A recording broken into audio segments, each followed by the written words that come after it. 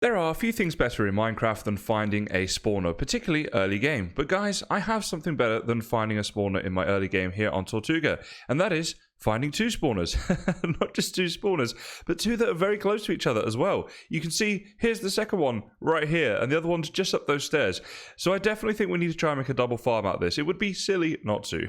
So I'm going to try and figure that out, and we're also going to get all the loot out of this. But I am so excited to get this happening. This spawner right here is a skeleton spawner, and that is awesome because all those bones are going to be useful, not just for all the bone meal and the white dye, which we are definitely going to need later on, so that's awesome, but also for the bone blocks. So this is going to be a great episode. I'm already very excited to make this. So I figured the best way to start this project would be to link up the two spawners and get a bit of a sense of where they are in relation to each other. So this is my zombie spawner right here, and if you just go down this little staircase here, it takes us right through to the skeleton spawner, and this is the one I'm going to start on, as this is going to give me the preferable drops of the bones as opposed to the flesh that I'll get from the zombies. Now what we're going to do is make most of the stuff off cam, but if you want a tutorial on how to make the spawner, I am going to put a link in the description to a video I made, which is a full tutorial on how to make a super efficient spawner. It works for skeletons and zombies as well, so feel free to check that out. So the skeleton spawner is working pretty well actually. In here we've got a reasonable amount of loot for the time that it has been running, and just through here I can kind of show you guys the spawner. It's a little bit dark in here, so maybe we need to just kind of do this. Let me actually show you this. Okay, that didn't help that much. There we go. So they spawn here, they get funneled through there, taken up across and dropped down to a one-hit kill, and that's where we are killing them. So the same as the video tutorial I have in my video description, as I said. So the next thing is to get the zombies somewhere near here. Now I'm pretty happy to keep them separate so that one set of loot from the skeletons goes into here, and then one set of loot from the zombies will be like maybe over here or something. So the zombie skeleton spawner is kind of in this direction. We had a staircase going up, but now we're going to have to kind of redo that because it actually led from one spawner to the other. So I've got to connect those up and then see about how we're going to get the zombies over here. And yeah, shouldn't be too bad, but pretty cool to have two spawners this close to each other. So the zombie spawner has now been built, and it's working rather well. As you see here, we've got tons of zombies. This was after AFKing here for a little bit over 5 minutes, so it's not too bad at all. A lot of them are spawning with armor on, which is why they're taking more than one hit to kill sometimes, but in general, it's working pretty good. As you can see, we're getting some loot from it as well. Very nice.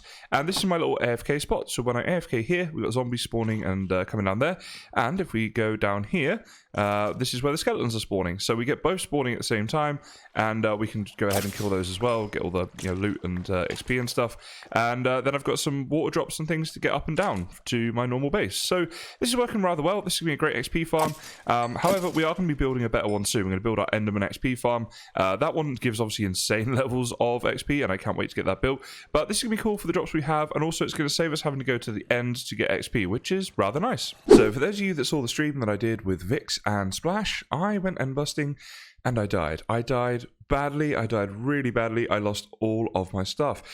Or so I thought. Apparently, I need to check under this tree right here behind me, because apparently Random said, yes, my stuff, it is actually here. Oh my goodness. It should all be in this shulker box. Let's have a look and see if it is. Let's open it up. Oh my goodness, it looks like it actually is. So this was the elytra I found. I just found that before I died. All of my diamond gear and my good bow and sword and tools. Oh, so many levels, so much time into this. I'm so happy to have this back. I was so upset I died, and then I tried to get it back and I died again. So having this back is absolutely awesome. Thank you so much to Random Zero. This is what I love about playing on this server. Everyone here is so amazing, and that is so kind that you went all that way to get my stuff. I'm going to think of a way to reward you. You need to be like rewarded handsomely for this. That is awesome. I'm so happy now. This is a great start to my day. So before I go in busting this time, I decided that I'm definitely taking my elytra with me, and I'm going to fly, because last time it didn't work out too well. So I'm at Hedgehog's base. I think you're here, Hedgehog, somewhere.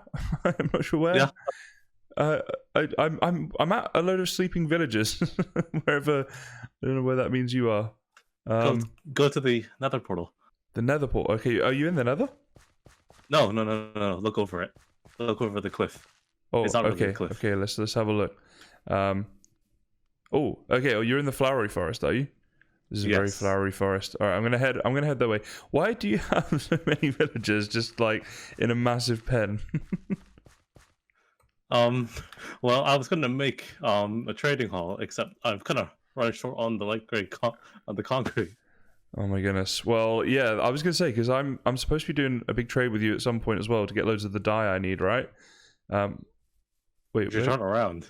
Oh. Shooting arrows in your direction. Am I going the wrong way? This is... I don't see you. The trouble is that everything's so colourful with all the flowers that I don't actually know where you are. Oh, there you are. Okay, I see you. All right, I'm coming. Hello. All right. All right, am I coming down here? Yeah. Excuse the mess. That's okay. That's all right. It's a new season. You know, things take time. My base is messy too. Oh, look at this. Okay. So, you were looking for rockets? I was. Thank you. So was it 2 stacks you had? Yeah, I had 2 stacks. Oh, that is awesome. And I owe you 2 diamonds for that, right? Yes. Okay, there you go, sir. Thank you very much. And then we'll do the dye trade another time, I think, because I need my inventory space. But thank you. You're helping my embusting. The final thing I want to do in preparation of going to the end is get a few ender pearls. So I've made one of these typical little 2-high things where we can just kind of look at the enderman, get them all angry coming at us, and then go ahead and kill them over here. So we're going to get a few of those and then head off. I'm probably going to have to fly quite a way in the end to get to an end city, but we shall see. And I'm not really setting myself too many targets. I definitely want to get the 3 elytras. Other than that, I just want to get as many shulkers as possible. So we'll see how we go. We'll do some clips along the way, and then we might come back and do something else in the overworld too. Well, I think I'm officially cursed when it comes to the end this season. I seem to just get not much luck at all. I've been end raiding now, or at least trying to end raid for a couple of hours with an elytra flying around, and this is what I've got. I got 1 more elytra, so that's good. I kind of have a spare, but not like the best loot in the world, to be fair. Like, yeah, there's just not much here, not much going on. And I always died a couple of times. I was just like, you know what? I'm done. I'm done here. Behind me right here, we got a portal. I can get home like that. At least this way, I'm home safe. I've got 1 spare elytra at least. And I think we're just going to, like, never go to the end again this season. I think I'm just going to, like, you know, let everybody else go to the end and get stuff for me. I'm trying not to look at any endermen right now. There's the portal. We're going to go up here, and that's going to be the game plan. We'll try and make diamonds. We'll buy things from the end and never return, because the end just hates me this season. It's not happening, guys. It's just not happening. So one of my many talents, guys, I don't think I've mentioned this before, but I'm pretty good at ventriloquism. Oh yeah, ventriloquist. I can do ventriloquism, but only in Minecraft. In real life, it doesn't work for me. I'm not good. It looks like my mouth's moving. But here in Minecraft, I can do it pretty well. In fact, I'm going to prove it right now with this dragon that we have behind me. Say hi, dragon. Hi. Look at that. Did you see that? Hi, look at that. It's not moving. Not at all. So, how you going today, dragon? What's going on? Well, actually, Kysen, I think you're the dragon. What do you mean? You're dragging your feet with this record. Get on with it. I don't know why I do these things, but they're kind of funny. They kind of amuse me. I'm sorry, guys. Let's get back to the episode. So what I've basically been doing is turning everything on my desert island here into a bit of an automated sort of setup. And what we did on a stream, did a 4.5-hour stream on Twitch to get this up and running, this sugarcane farm right here. Now there's going to be some changes made to it. For example, where these stairs are here, this is going to be coloured terracotta. So like the glazed terracotta with the pattern stuff. And up there we're going to do the same where those 2 stairs are. And also we're going to have some of that around the sides here as well, in these gaps here and the gaps up the top there as well. So it's going to be a bit more colourful. It's going to look kind of nice hopefully when that's done. But this is the system that we've got here, and I'll put a link in the description to the system that I use to make this automatic sugarcane farm. It's pretty simple, it works pretty well, and basically all the drops are collected in water for this one. There's different ways of doing it. I wanted to do water streams though, it's quite easy. And we've got like this little area here that we tried to make look a little bit sort of wrecked. So we've got like the stairs here that are like placed wrongly. We've got these like hidden or semi-exposed like wooden beams holding things up. And it all comes down here, and this is our chest in here collecting the sugarcane, which eventually there's going to be a chest there, so all of this will be hidden and look quite nice. So that's just me kind of keeping you up to date with everything we've done on the stream there. And as I say, there'll be a link in the description if you want to join my Twitch and come and say hello. I will also look to upload streams to YouTube every now and again if I feel like the stream went well, and keep them in a bit of a separate playlist to my normal Tortuga videos, because I know a lot of people like the short, sharp ones, and other people prefer the longer ones, so you'll have a bit of an option on both. You can check that out on my channel. Now, the next thing I want to do is actually get on with building an automatic smelting system, so we're going to go down and make some space for that in our base now, and then when we come back, we'll build that together. So, from my storage room, I went ahead and made a little bit of a room in here, and this is where our smelter is going to go. So, it'd be nice and close to the storage room and near our base and all that sort of stuff, obviously, so pretty useful. And everything in here is what we need to make this thing. The sand and the coal is just what we're going to smelt up at the end. So as you can see, this is not hugely resource intensive. Now we are going to use just 8 furnaces for this design. So that's probably obviously fewer than what you'd normally use, but it should be enough for our purposes. Now the output chest, I think we want in line like here. So I'm just going to work this sort of thing backwards. So we're going to do it like this here. We're going to have 8 of these. So like 1, 2, 3, 4, 5, 6, 7, 8. And basically there is where our first chest is going to go. So let's grab some of these out. And we're going to make this up together. So in here, we'll have a double chest like that for the output, and we're going to run hoppers going into here, with the furnaces going to be sitting on top in just a second. And as I say, although there's only 8 here at the moment, this is a design that we can actually extend out later. If we want to make this bigger at a later date, that is not an issue. So we might just do that. We'll have to see how we go, but it could be worth it. So then we've got the hoppers going into the front and some hoppers going in on top as well. And this is going to be rail on here. So rail with hopper minecarts is how we're going to sort of feed this system. So let's put you there. Let's put you there. Okay, very good.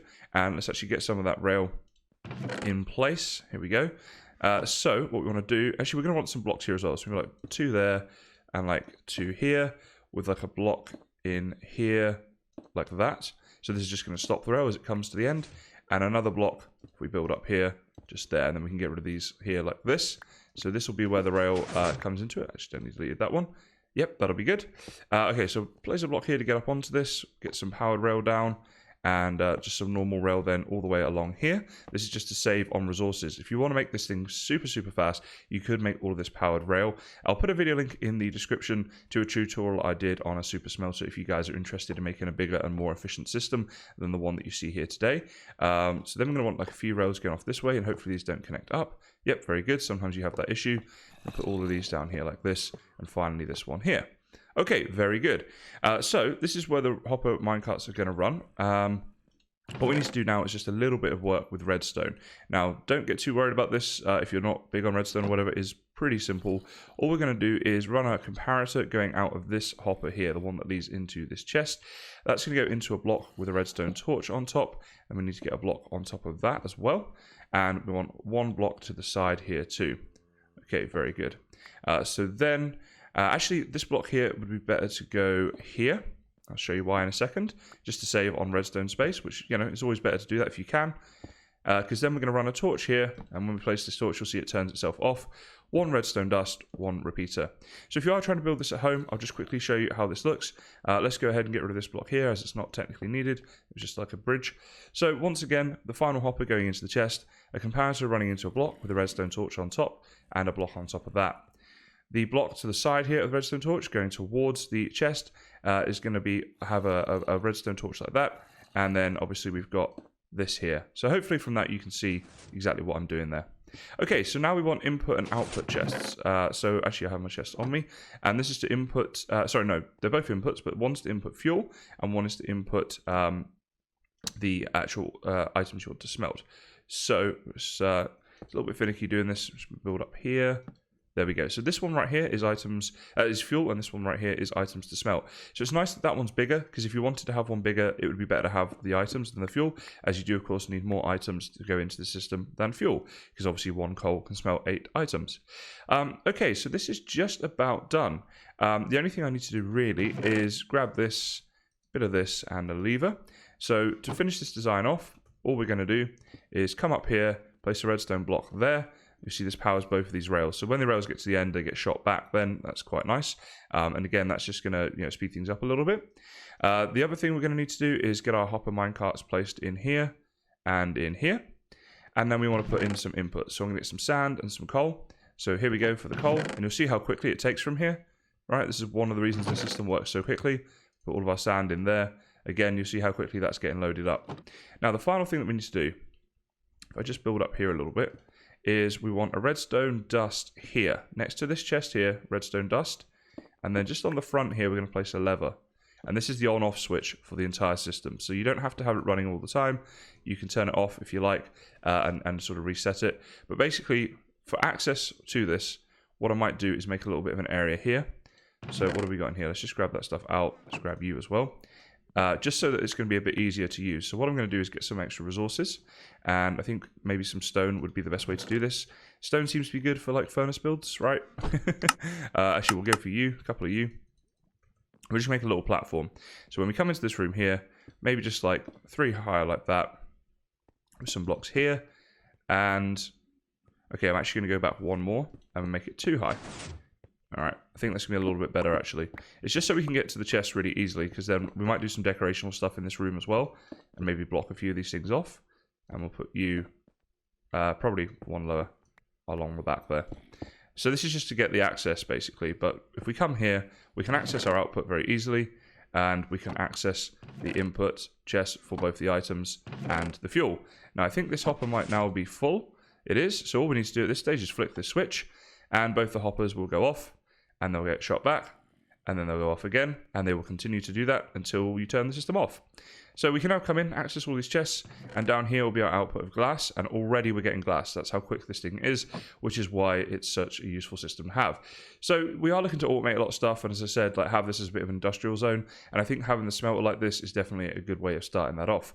What I'm going to do now is work on a bit of a design where I can just pretty much hide all this stuff, because we never really need to go back here other than if the minecarts stop, which does sometimes happen on servers, as you guys no doubt know. But we can basically hide a lot of this stuff so that when you come into this room, this will be all you'll see, just a platform to come up here and access the chests, and just like a small bit of the back end. So that should make it look pretty nice. So one thing I'll need quite a lot of this season is dye. I'm going to need to have a lot of coloured glass, and in particular a lot of coloured concrete for my big base build, which will be coming up in a few episodes time. We'll get started on that. Very excited for that, and I was like, you know what, I need a dye farm, right? I need to get all the different dyes, and then I'll be all set for when I do these big concrete builds. And yeah, I did build it. I built the dye farm in a desert.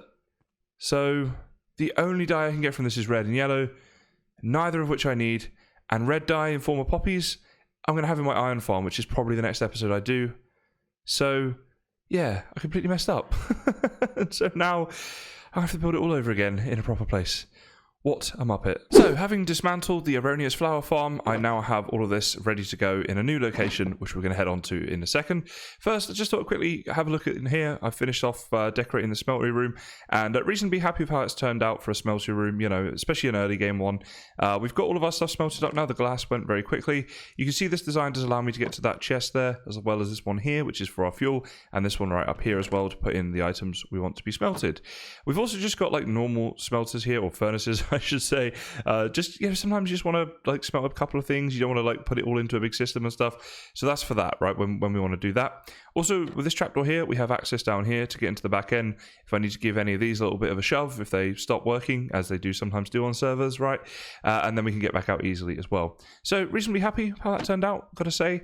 And what we're going to do now, got my lighter on, we're going to fly over to a nearby island where we can grow a flower farm that will get us the color dye we need. So I'm pretty excited to get this done, because I know how much I'm going to need this in the future. Let's have a little flyover, and then when we get there, I'll show you guys how to build it. So this is the location of the Flower Farm 2.0. This one obviously is going to be a lot better than the other one, because it's actually going to give us something we need, which is awesome, right? I mean, doing a farm for something you need is kind of the point. If you make a farm for something you don't need, that's just stupid. Now, on this design, this is obviously not my design. I'm just copying someone else's that I found on YouTube, a guy called EagleEye.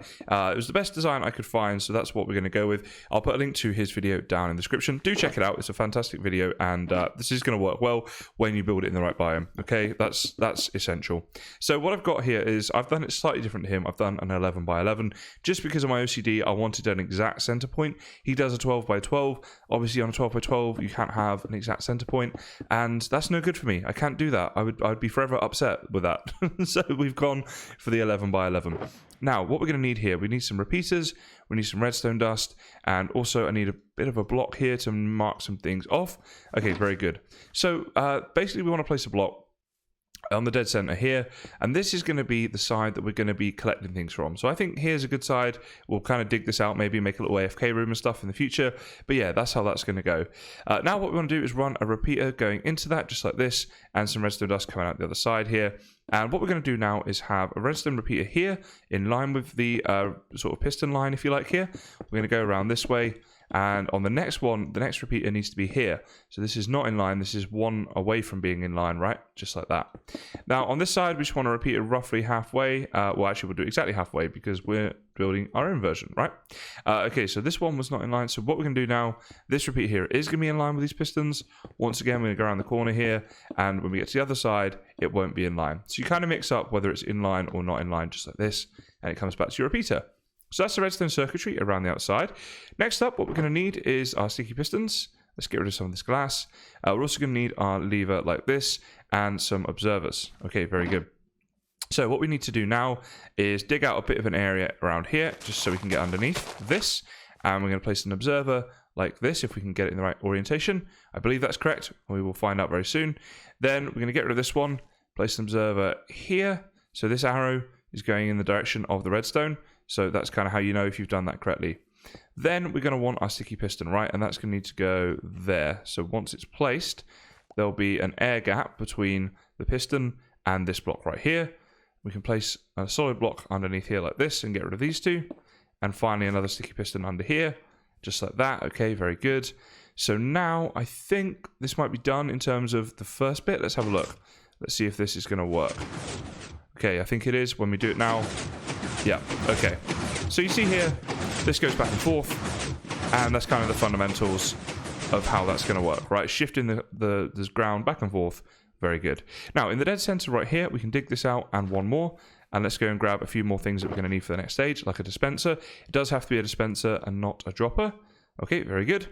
So you see the materials needed for this are pretty minimal, which is awesome. So build a dispenser there, and then there we go. Grab our dirt, which I actually had some on me, but never mind.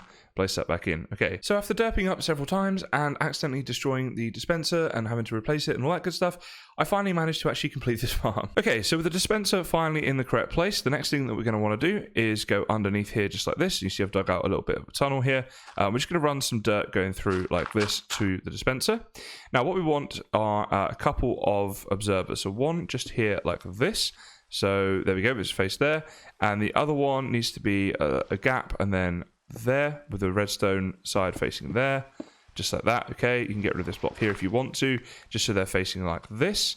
Now, if we grab ourselves out some bone meal, we should see if this thing works or not. As it's nighttime and it's raining, it's bad times, but we'll be okay. All right, so in here, bit of bone meal. So now when we turn this on, the bone meal should get dispensed. Let's see. There we go. Fantastic. Now, as you'll see here, guys, not a huge difference to the other farm, but we have got some extra colors. And importantly, we've got these oxide daisies and also some azure, what are they called? Azure bluets. I hate this one. So light gray dye from those and light gray dye from those. We need a ton of light gray dye. This is a fantastic way to do it. Go away, chicken. So that's what we're going to, that's why I built it here, basically. So there we go. Another farm complete. Another episode of Tortuga done. And I have to say the season is going incredibly well. We have 99 patrons now. If you guys want to join and become my 100th patron, there'll be a link in the description and you can join Tortuga and play along with us and maybe be in future episodes and all that good stuff. We'd love to have you. Also, just a big thank you to everyone who is currently there. It's pretty awesome to have all of you. So if you are enjoying the series on my YouTube channel, please do consider liking and subscribing. It is greatly appreciated. But for now, guys, I just want to say thanks for watching and I'll see you in the next one. I just wanted to end this episode with a massive heartfelt thank you to everyone who is part of Tortuga right now. As I just said, we have 99 people on my Patreon. That is insane. When I started my channel a while ago, the thought of reaching 100 patrons one day, it's mind-boggling. Thank you all so much. I love having you. I love what we're doing here, and I just can't wait to make the next episode. I'm loving it.